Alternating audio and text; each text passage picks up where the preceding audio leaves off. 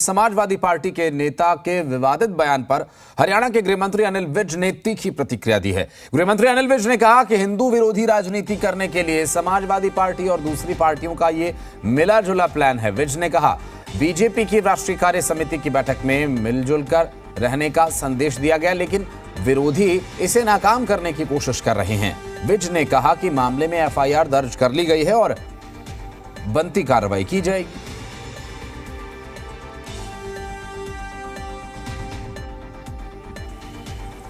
स्वामी प्रसाद मौर्य हिंदुओं में और नॉन हिंदुओं में विभाजन करना चाहते हैं, जबकि हमारी सरकार आदरणीय प्रधानमंत्री नरेंद्र मोदी जी लगातार प्रयत्नशील है। और अभी जो हमारा भारतीय जनता पार्टी की राष्ट्रीय कार्य समिति हुई थी, उसमें भी ये संदेश दिया गया कि इस देश में हमको सबको मिलजुल कर रहना चाहिए, सबको मिलकर रहना चाहिए। ये उसको सैबोटेज करने का प्लान है।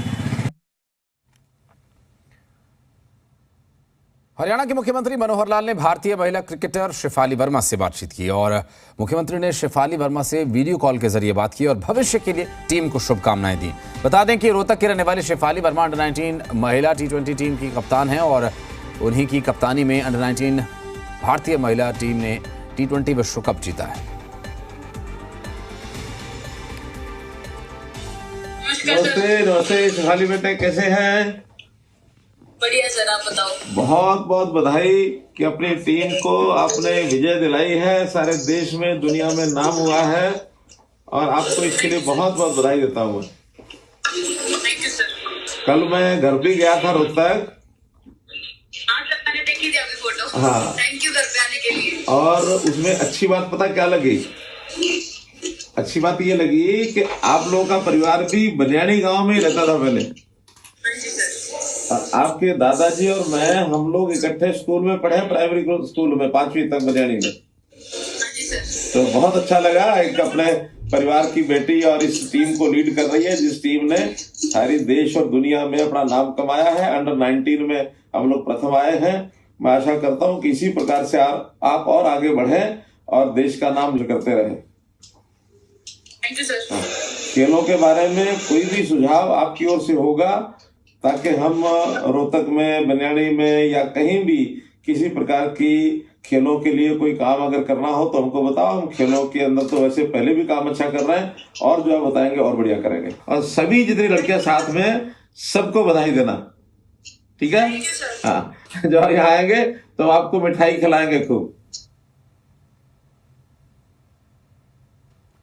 और हरियाणा सरकार ने एडीओ पदों के लिए हुई परीक्षा पर कृषि मंत्री जेपी दलाल ने कहा कि परीक्षा ज्यादा मुश्किल होने की वजह से बच्चे पास नहीं हो पाए।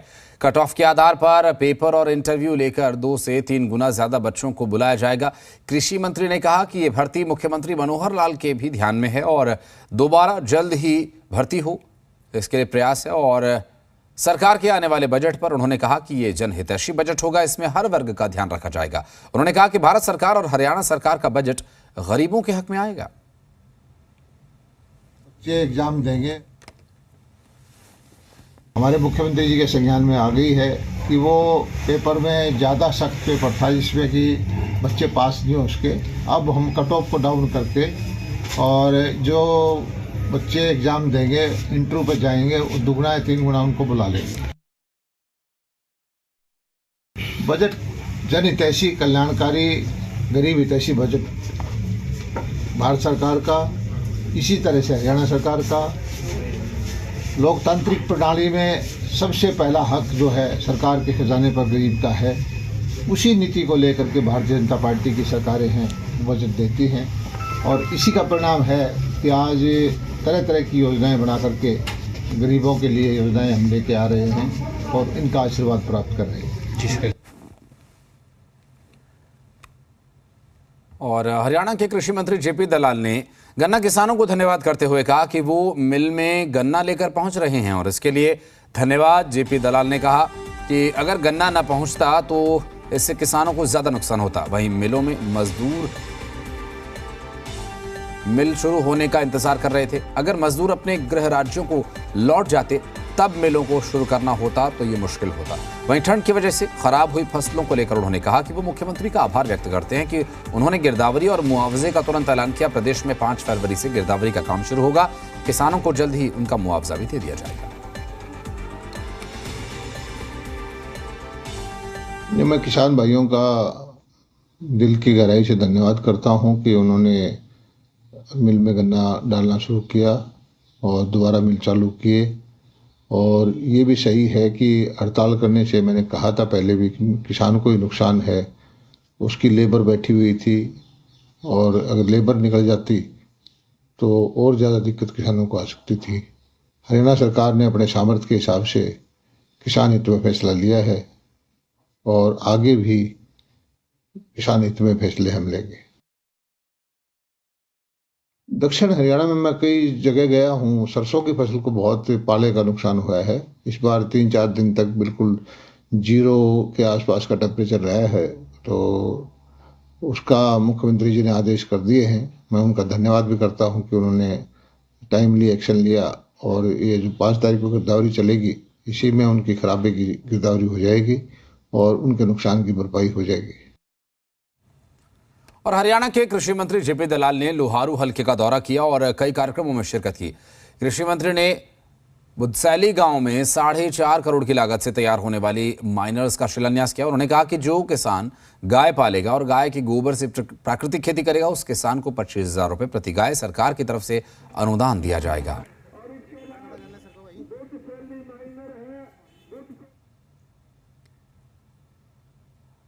और भिवानी में पंचायत मंत्री देवेंद्र बबली की अगुवाई में जिला कष्ट निवारण समिति की बैठक हुई और इस दौरान सरपंचों ने देवेंद्र बबली का विरोध किया। सरपंचों का कहना है कि ई टेंडरिंग को वापस लिया जाए, क्योंकि 2 लाख रुपए में सरपंच गांव का कोई विकास कार्य नहीं करवा सकते और इसलिए पहले की तरह सरपंच को पूरा अधिकार दिया जाए। पुलिस ने प्रदर्शन कर रहे सरपंचों को बसों में भरकर शहर के बाहर छोड़ दिया।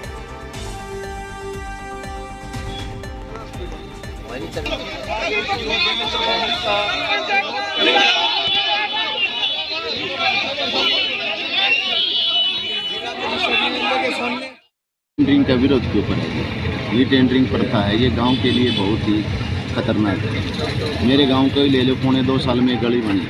अगर उस गली का बजट निकाल के दो, उसी रुपए में अगर ये टेंडरिंग नहीं होती तो डबल गली बन जाती और अच्छी बन जाती। इसलिए हम देवेंद्र बबली का घेराव करेंगे और उसका विरोध कर रहे हैं। हम सिर्फ सरकार के खिलाफ विरोध, हमारे अधिकारों के कारण हम घूम रहे हैं। अगर ये टेंडरिंग से 10 लाख का कोई काम आता है, उसको अगर बोले लगाओगे तो 4-5 लाख में काम आता है। उसमें काम की पारदर्शिता बढ़ेगी घटेगी सभी जगह। इसलिए जो आधा पैसा वापस चला जाएगा, आधा पैसा काम आएगा। जो काम की वैरायटी हो बिल्कुल ही 0 हो जाएगी। इसलिए गांव में जो काम करने का जो काम है वो बिल्कुल ही गलत तरीका हो जाएगा। अगर इससे सरपंचों के ऊपर सारी आते हैं, सरपंचों को अपने अधिकार बचाने के लिए कर रहे हैं। दूसरी बात है कि उन्होंने बहुत बड़ा गलत काम कर दिया है। काम कैसा भी कर जाए ठेकेदार, उसका काम की पेमेंट 7 दिन के अंदर सरपंच करे। इसके मतलब सरपंच को पता ही क्या है, इन्हें चुनाव करवाने ही चाहिए थे। 2.25 साल निकल गए और निकल जाते। सिस्टम होता तो भाई मारो ऊपर क्यों थोप हैं। सरकार भी तो कर सके है इस चीज़ ने। ये टेंडरिंग वाला भाई सब बढ़िया सिस्टम ना है। ये तो गांवों में कोई काम नहीं होगा जी टेंडरिंग से। जब एक गली को पाड़ने के लिए कम से कम 3-4 दिन में उस गली को पूरा करना होता है, ई टेंडरिंग से तो वो गली 4 महीने में पूरी नहीं होगी। रुपये का टेंडर अगर होता है, उसमें जो भी सबसे जो लो जिसका आता है ठेकेदार का कोटेशन, उसको दिया जाता है। मान लो कि 7 लाख रुपए की उसने मंजूर कर दी। 7 लाख मौके लगा हुआ है, 3 नंबर की ईट और ये सब चीज़ें लगाता है और सारा काम सरपंच को सौंप दिया जाता है। सरपंच तो चौकीदार बना दिया गया फिलहाल कि भी काम आप देखो, ठेकेदार काम करे, ठेकेदार पैसे खाओ। उस ठेकेदार ने रोक दे तो ठेकेदार भी आंगा दिखाओ कि कर लियो कि करना हो। अखिल भारतीय व्यापार मंडल के राष्ट्रीय मुख्य महासचिव और हरियाणा प्रदेश व्यापार मंडल के प्रांतीय अध्यक्ष बजरंग दास गर्ग ने व्यापारियों और उद्योगपतियों के साथ बैठक की और इसके बाद उन्होंने प्रधानमंत्री नरेंद्र मोदी और केंद्रीय वित्त मंत्री निर्मला सीतारमण से मांग की कि देश में बढ़ती महंगाई को देखते हुए केंद्रीय बजट में इनकम टैक्स में 6 लाख रुपए तक की पूरी छूट की जाए और 6 लाख रुपए से ऊपर इनकम टैक्स के स्लैब में भी ज्यादा से ज्यादा रियायतें दी जाएं। अधिकतम टैक्स जो 30% आम जनता से लिया जाता है उसे कंपनीज की तरह 30% से घटाकर 22% इनकम टैक्स किया जाए। साथ ही बजरंग दास कर्म ने जीएसटी के सरलीकरण की भी मांग की। मेरी केंद्र सरकार से मांग है 6 लाख रुपए तक कंप्लीट के ऊपर इनकम टैक्स नहीं होना चाहिए, और यहां तक कि अधिकतम टैक्स इनकम टैक्स 30% आम जनता पर, छोटे छोटे व्यापारियों पर लगाया हुआ है, जबकि कंपनियों के ऊपर 22% इनकम टैक्स है। केंद्र सरकार को कंपनी की तर्ज के ऊपर छोटे दुकानदार, छोटे उद्योगपति या आम जनता के ऊपर अधिकतम इनकम टैक्स 22% ही लगाया जाए, और यहां तक कि पेट्रोल डीजल के ऊपर अनाप शनाप एक्साइज ड्यूटी है और वेट कर है, और पेट्रोल डीजल को भी जीएसटी के दायरे में लाकर टैक्स की दरें कम की जाए के अंदर। और फरीदाबाद के अरावली में हर साल लगने वाले अंतर्राष्ट्रीय सूरजकुंड मेले का 3 फरवरी से आगाज होने वाला है, जो कि 19 फरवरी तक चलेगा। और 36वें सूरजकुंड मेले को लेकर मेला परिसर में जोर शोर से तैयारियां चल रही हैं। 3 फरवरी को उपराष्ट्रपति जगदीप धनखड़ मेले का शुभारंभ करेंगे, और मेले में इस बार 8 देश और नॉर्थ ईस्ट थीम स्टेट्स होंगे। मेले में सुरक्षा के भी पुख्ता और व्यापक बंदोबस्त होंगे, और वहीं इस बार मेले में लगने वाली चौपाल को बड़ा आकार दिया जा रहा है, जिसमें 1000 से ज्यादा दर्शकों के बैठने का बंदोबस्त हो। जी, तैयारियां तो आपको देखते ही बन रही होगी। इस बार हमने बड़े जोर शोर से इसका बढ़े चढ़ के ना काफ़ी इसकी रूपरेखा तैयार करी है। जैसा कि ज्ञात है आप सबको कि एससीओ कंट्री यहाँ पे पार्टनर नेशन है इस बार हमारे साथ, और नॉर्थ ईस्ट रीजन के सभी 8 स्टेट इस बार पार्टिसिपेट कर रहे हैं। तो ये वैसे ही अपने आप में एक देखने के लिए लायक मतलब बनाया जा रहा है। अपने इस बार हमने स्टेज को काफ़ी बड़ा बनाया गया है। इसकी सीटिंग कैपेसिटी है वो डबल की गई है। जैसे पहले अभी 1000 से ज़्यादा लोगों का हम यहाँ पे समावेश कर सकते हैं। और इवनिंग प्रोग्राम जो 6 से 8 बजे तक हमारे होते हैं उसमें काफ़ी मशहूर हमने हस्तियों को बुलाया है कि उससे मेले की शोभा भी बढ़ती है और फुटफॉल भी बढ़ता है। 36वें अंतर्राष्ट्रीय सूरजकुंड मेले में इस बार नया देखने को मिल रहा है। आप मेरे पीछे देखेंगे यह एससीओ जोन बनाया है। हमारे साथ जो क्रिएटिव हेड हैं उनसे हम बात करेंगे। मैम, क्या नाम है आपका? अंजलि पस्रीचा। अंजलि जी, क्या है इसमें खासियत, इसका बताएंगे क्या है? हाँ, मैं आपको बताती हूँ। ये एक स्पेशल फोटो अपॉर्चुनिटी जोन हमने बनाया है जो एससीओ से रिलेटेड है। इसके अंदर अगर आप देखेंगे जो 8 मेंबर स्टेट हैं उन सबके फ्लैग्स हमने यहाँ पे इंस्टॉल करे हैं, और सेंटर में हमने इनका शांघाई कोऑपरेशन ऑर्गेनाइजेशन का लोगो, और इसके नीचे जो सिक्योर का हमारे माननीय प्रधानमंत्री जी ने सिक्योर का जो हमारे को मोटो दिया है एससीओ का, वो हमने इसके अंदर डाला हुआ है, which include security, economy, connectivity, unity, respect और एनवायरनमेंट। तो हमारा उद्देश्य ये है कि जो भी इस बार मेले में आए वो यहाँ खड़ा हो, वो अपनी फोटोग्राफ खिंचवाए यहाँ पर, and it becomes a very nice photo opportunity zone. इसी के साथ हमने हरियाणा जोन भी बनाया है, और इसी के पैरेलल में हम नॉर्थ ईस्ट जोन भी बना रहे हैं, ताकि पार्टनर देश और होस्ट स्टेट और पार्टनर स्टेट जो है हमारी, वो तीनों एक ही लाइन के अंदर आ जाएं लोगों के लिए। So this becomes the main. और इसके बिल्कुल ऑपोजिट अगर आप देखें तो हरियाणा का अपना घर है जो कि एक फोकल पॉइंट बन सकता है। तो ये मेले का एक बहुत अच्छा फोकल पॉइंट बन गया है, जहाँ से लोग फिर कहीं भी जा सकते हैं। आपके पीछे एससीओ जोन है, यहाँ नॉर्थ ईस्ट एरिया है, यहाँ इंटरनेशनल जोन है, तो this becomes the focal area.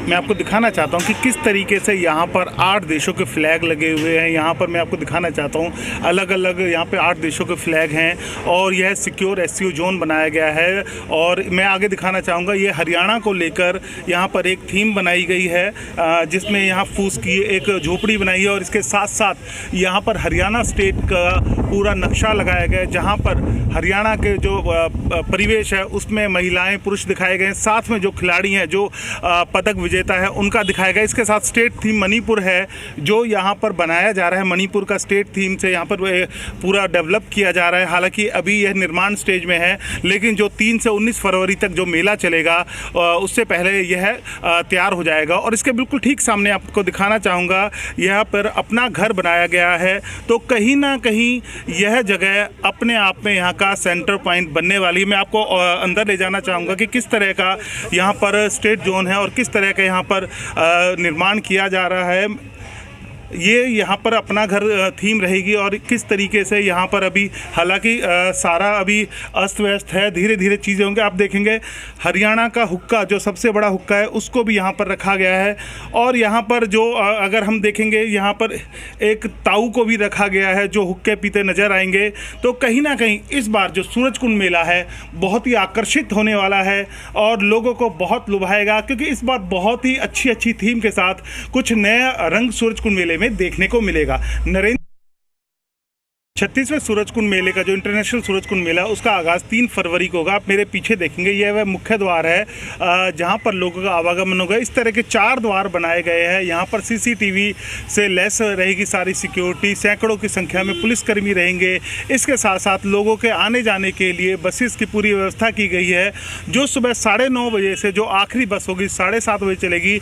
इसके साथ साथ अगर हम यहाँ पर बात करें कल्चर एक्टिविटी की तो यहाँ पर आपको बड़े बड़े स्टार्स देखने को मिल जाएंगे। मीका है, काला है और नूरा सिस्टर्स है, उनके भी यहाँ पर लाइव परफॉर्मेंस होंगे। इस बार जो लाइव परफॉर्मेंस का जो स्टेज है वह काफ़ी बड़ा किया गया है और वहाँ पर 1000 से ज़्यादा दर्शकों के बैठने की कैपेसिटी रहेगी। इसके साथ साथ अगर हम बात करें यहाँ के जो मुख्य द्वार है यहाँ पर आप देखेंगे इसके बिल्कुल अंदर G8 का एक गेट बनाया गया है और जहाँ पर स्टेट थीम जो नॉर्थ ईस्ट के सारे जो स्टेट हैं उनको स्टेट थीम बनाया गया है और G8 के सारे जो देश हैं उनको थीम में लिया गया। उनके साथ साथ उल्टे हाथ पर आप देखेंगे उन्हीं के वहाँ पर स्टॉल लगाए जाएंगे और यहाँ पर विदेशी कलाकारों द्वारा भी यहाँ पर कार्यक्रम किए जाएंगे।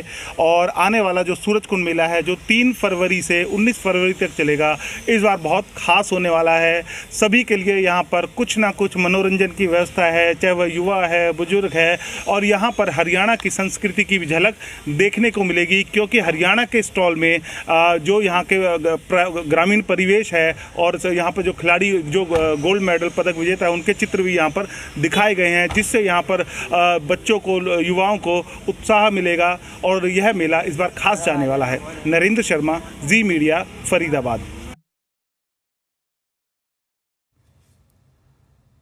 और कैथल के पाई गांव में कचरे के ढेर में गर्भवती महिलाओं को दिए जाने वाले फोर्टिफाइड दूध के दर्जनों पैकेट्स कचरे के ढेर में पड़े मिले। ग्रामीणों ने इसकी शिकायत संबंधित विभाग और उच्च अधिकारियों को भेजी है तो विभाग हरकत में आया। दरअसल पंचकुला के प्रोजेक्ट ऑफिसर कमलेश राणा को पूरे मामले की जांच के लिए भेजा गया। वहीं सीडीपीओ पुंडरी, सर्कल सुपरवाइजर और आंगनबाड़ी वर्कर अनारो देवी को कारण बताओ नोटिस भेजा गया। दोनों से 2 दिन में जवाब तलब किया गया। पूरे मामले को लेकर हरियाणा की महिला और बाल विकास मंत्री कमलेश ढांडा ने कहा कि को बख्शा नहीं जाएगा। साथ ही उन्होंने कहा कि बुधवार को पाए गांव के सभी 20 पार्षदों का निरीक्षण किया जाएगा, लाभार्थियों और स्टॉक का मिलान किया जाएगा।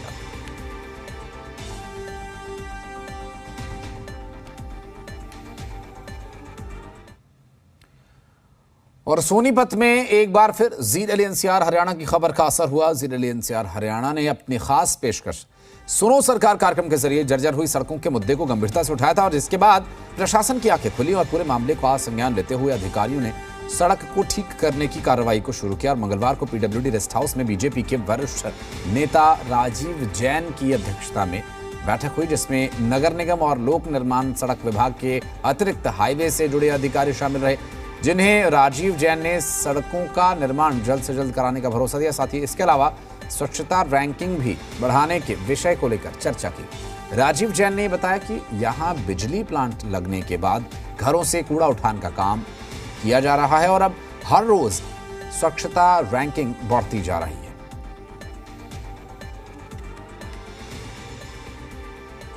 इन सड़कों की मरम्मत की रणनीति बनाने के लिए आज जो है नगर निगम के अधिकारी, पीडब्ल्यूडी के अधिकारी और राष्ट्रीय राजमार्ग जो अथॉरिटी है उसके भी अधिकारियों की जो है हुड्डा के अधिकारी, उस सब के अधिकारियों की एक बैठक ली है, जिसमें इसकी सड़कों की मरम्मत कैसे हो, जल्द से जल्द हो, उसकी रणनीति तैयार की गई है। इनका समन्वय हो और समन्वय होकर जो है सड़कों की मरम्मत हो और लोगों को जो है सुविधा हो, इसके लिए जो है आज बैठक हुई है और जल्दी ही जो है शहर की सारी सड़कें जो है बहुत अच्छे ढंग से जो है उनकी मरम्मत करके और सारी जो है उनका सुधार किया जाएगा।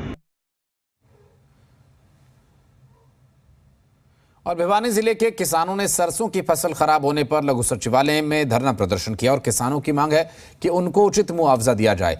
किसानों ने बताया कि पिछले दिनों पाला पड़ने की वजह से सरसों की फसल पूरी तरह से तबाह हो गई और किसानों की रोजी रोटी बर्बाद हो गई। सरकार को किसानों के बारे में सोचते हुए उन्हें उचित मुआवजा दिया जाए। हमारे गांव के अंदर सरसों के अंदर पाले से बड़ी भारी मात्रा में नुकसान हुआ है, जिस कारण किसान बहुत ही विचलित है और हम प्रशासन से दरखास्त करते हैं कि हमें उचित मुआवजा दिया जाए। किसान की जो इसमें खेती बाड़ी खाद बीज बहुत महंगा हो गया है, जिस कारण किसान इसको झेल नहीं पा रहा है। तो सरकार से और कृषि मंत्री से हमारी दरखास्त है कि हमें उचित मुआवजा दिया जाए, जिससे कि किसान आगे की अपनी खेती बाड़ी की कर सके। और इससे क्या है कि हमारे किसानों को राहत मिलेगी। खाद बीज को देखते हुए कि मुआवजा उचित से उचित दिया जाए। सरकार ने जबकि घोषणा की है और हमें पूरा विश्वास है कि शायद सरकार हमारा इसमें पूरा सहयोग करेगी। किसानों की अपनी खेती की फसल की जो सरसों में मौसम की वजह से वो भारी जो है नुकसान हुआ है।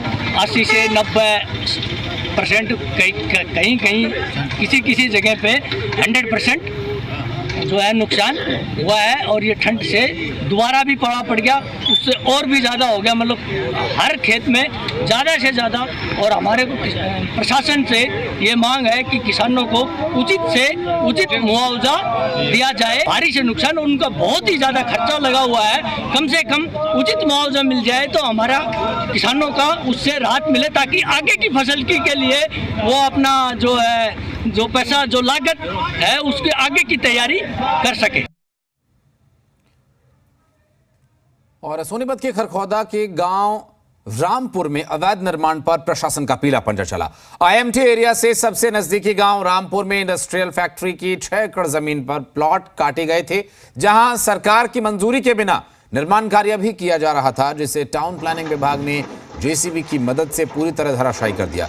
प्रशासन के अधिकारियों ने चेतावनी दी है कि कानून को ताक पर रखकर अवैध निर्माण करने वालों पर नजर रखी जाएगी। ये करीब 6.5 एकड़ की कॉलोनी थी, जो अनऑथराइज्ड कॉलोनी थी। इसको हमने नोटिस दे रखे थे, उसके बाद एफआईआर भी दर्ज करवा रखी है और आज हमने इसमें तोड़ने फोड़ने इसकी कार्रवाई करी है, इसको रिस्टोर करने के लिए कार्रवाई करी है। आगे जहाँ पे भी इस तरह का काम होगा वहाँ पे भी ये सारी कार्रवाई चलती रहेगी और कहीं पे भी इस तरह का काम नहीं होगा। और कुरुक्षेत्र के पौष इलाके सेक्टर 13 में डंपिंग यार्ड बनाए जाने की वजह से स्थानीय लोग काफी परेशान हैं। इलाके में आवारा पशुओं का जमघट, कूड़े का पहाड़, गंदगी का आलम है, जिससे लोग परेशान हैं। आज यहाँ पे हनुमान मंदिर भी है, सीनियर सिटीजन का ऑफिस भी है, यहाँ पे सराफी मार्केट है, इधर रेजिडेंशियल एरिया है। सेक्टर 13 में यहाँ पे जो हनुमान मंदिर के पीछे यहाँ पे कूड़े का डंपिंग जोन बना दिया गया है। मैं प्रशासन से पूछना चाहता हूँ कि प्रशासन मेरे को ये बताए कि भाई यहाँ पे एक डंपिंग जोन है, अगर डंपिंग जोन है तो यहाँ कूड़ा डाले, अगर यहाँ पे डंपिंग जोन नहीं है तो यहाँ से कूड़ा डालना बंद करे। यहाँ पे लोगों के अंदर बीमारियां फैल रही है, बदबू फैल रही है। अगर कोई यहाँ पे होता है तो सारी जिम्मेवारी प्रशासन की होगी। यहाँ पे खड़े होकर मार्केट में इतनी बदबू मारती है, पूछो मत। ये सेक्टर 13 एक पोस्ट एरिया है, अर्बन एरिया है। अर्बन एरिया के बीच में गंदगी का करना ठीक नहीं है, ये शहर से दूर किया जाए। सरकार से ये अनुमति चाहते हैं। हम जब भी कभी मोहनगर की तरफ जाना है, कभी पानी वाटर स्टेशन तरफ जाते हैं, बदबू बहुत आती है, जिससे आम जन को बहुत ही मुश्किल का सामना करना पड़ रहा है। तो हमारी प्रशासन से ये दरखास्त है, इसको यहाँ से जल्द सफाई कराई जाए और यहाँ डंपर ना गिरा जाए। यहाँ पे कूड़ा डालने की, डंपर डालने की जगह नहीं है। यहाँ पे डाल के बीमारियां फैलती हैं, मच्छर मक्खी फैलते हैं। सारा दिन पशु यहाँ पे आके कुत्ते मुंह मारते रहते हैं, बड़ी स्मेल जब भी निकलते हैं बदबू आती है। सबसे सुंदर 13 सेक्टर बनाया था, अच्छे लोग बैठे हैं, रिच लोग बैठे हैं, सारा दिन बदबू के अंदर से गुजरना पड़ता है। यहाँ पे ये मिट्टी ये कूड़ा ना डाला जाए, जहाँ कूड़े की जगह वहां पे डालें। हम डीसी को दरखास्त देंगे लिख के, कमेटी को देंगे दरखास्त लिख के। सुनाई होगी हमारी, क्यों नहीं होगी। देखिए जी मीडिया मौके पर पहुंची है सेक्टर 13 में। मैं दिखाना चाहूंगा ये जिस तरह से ट्रक खड़ा है, आप देख सकते हैं। इसका नंबर HR65A8275 है। जब हमने इससे बात करनी चाहिए तो यहाँ पर ड्राइवर कोई नहीं, सभी भागते नजर आए। मैं दिखाना चाहूंगा आपको यहाँ पर अगर गाड़ी की बात कर लेते तो गाड़ी में यहाँ पर कोई नहीं है। आप देख सकते हैं तस्वीरों में इस गाड़ी में कोई भी नहीं है। अगर हम इससे बात करने की कोशिश करते हैं, ये कहता है कि मैं हेल्पर हूँ, ड्राइवर नहीं हूँ। आप देख सकते हैं किस तरह से मुंह फेर कर ये भागते नजर आ रहे हैं। कोई भी गाड़ी के पास नहीं है, सारे यहाँ फोन पर बिजी हो गए हैं और गाड़ी भी यहाँ पर छोड़कर भाग गए हैं। दिखाना चाहूंगा तस्वीरों में, ये देखिए अंदर भी कोई नहीं है इस गाड़ी के अंदर और गाड़ी भी छोड़कर भाग गए हैं, क्योंकि नगर पालिका की गाड़ियां यहाँ पर जो कचरा उठाने आती है कोई भी नहीं है, गाड़ी छोड़कर भाग गए हैं। क्योंकि हमने जब इनसे जाना कि किस तरह से कचरा घेरा जाता है, किस आदेश से कचरा घेरा जाता है, ये बता नहीं पाए और गाड़ी छोड़कर फरार हो गए हैं। अब देखने वाली बात ये होगी ये किस तरह से यहाँ पर कचरा डालते हैं, किसके आदेशों से कचरा डालते हैं, एक बड़ा सवाल यहाँ पर ये खड़ा होता है। आइए हम आपको और दिखाते हैं तस्वीरें, जिस तरह से इस व्यक्ति से हम पूछने की कोशिश कर रहे हैं कि किस तरह से ये व्यक्ति यहाँ पर फोन पे बिजी है। दिखाना चाहूंगा ये बात करने के लिए भी नहीं है। अब ये ट्रैक्टर लेके आए हैं कचरा गिरने के लिए, उनसे आप बात करेंगे कि आखिरकार ये यहाँ पर कचरा कैसे डाला जा रहा है। आप यहाँ पर कचरा गिरने आए हैं तो पता नहीं जी, मार के हम तो नवे आए हैं जी। ये स्थान है यहाँ पर, ये तो पता नहीं जी, मान आप लेके आए किसके आदेश से? तो कमेटी वाला नहीं बोल रहा था जी। बलविंदर ड्राइवर ने कहा कि हमारे को तो यहाँ बोला गया है सेक्टर 13 के बीचों बीच कचरा गिरने के, हम तो नए लगे हैं। और ये देखिए ट्रक लेकर कैसे भागता नजर आ रहा है। जब यहाँ पर जी मीडिया पहुंची और ट्रक लेकर दौड़ते नजर आ रहे हैं, ये देखिए, और यह नहीं और फोन पर बात करते नजर आए और यहाँ से दौड़ते नजर आए। देखिए अगर हम गंदगी के ऊपर बात करें तो कुरुक्षेत्र के अंदर गंदगी का आलम नजर आता है, हर जगह गंदगी का आलम नजर आता है। जहां पर हम मौजूद है ये सेक्टर 13 है, जहां पर यहाँ पर वीआईपी लोग भी रहते हैं, इसके आसपास मंदिर भी है और पुलिस स्टेशन भी है। ये वीआईपी एरिया यहाँ पर माना जाता है। मैं आपको दिखाना चाहूंगा ये जो कचरा गिरा जाता है, यहाँ पर देख सकते हैं बड़े बड़े ढेर और पशु किस तरह से कचरे में मंडरा रहे हैं। ऐसा नहीं है कि यहाँ पर ये कोई कचरा गिरने का स्थान है, ये सेक्टर 13 है। सेक्टर 13 के बीचों बीच किस तरह से यहाँ पर नगर पालिका की जो गाड़ियां आती हैं कचरा ले लेकर यहाँ पर गिरा जाता है। आप देख सकते हैं तस्वीरों की अगर हम बात कर लेते हैं तो यहाँ पर जिस तरह से गंदगी का आलम सरेआम देखा जाता है। पहले भी यहाँ पर जी मीडिया ने मुहिम चलाई थी, उसके बाद भी यहाँ के प्रशासन है उन्होंने शब्द नहीं सीखा है। अभी भी देख सकते हैं तस्वीरों में किस तरह से गंदगी यहाँ पर नजर आ रही है, क्योंकि इस गंदगी से कहीं ना कहीं बीमारियां फैलती है और लोगों को भी आने जाने में दिक्कत होती है, क्योंकि कहीं ना कहीं प्रशासन सोया हुआ है। हम लगातार मुहिम चलाए हुए हैं, फिर भी प्रशासन कुरुक्षेत्र का नहीं जाग रहा है। अब देखने वाली बात होगी क्या सरकार इसके ऊपर संज्ञान लेगी। कुरुक्षेत्र से दर्शन कैद, जी मीडिया। और हरियाणा सिरसा के नौहरिया बाजार में 2 युवकों पर हमला किए जाने के आरोपियों की गिरफ्तारी न होने पर पीड़ित पक्ष ने शहर में रोष मार्च निकाला, साथ ही बाजार बंद करवाए। इस दौरान कांग्रेस नेता भी पीड़ित पक्ष के साथ नजर आए। आरोपियों की जल्द गिरफ्तारी की मांग की सूचना मिलने पर पुलिस भी मौके पर पहुंची और आरोपियों की जल्द गिरफ्तारी का भरोसा दिया।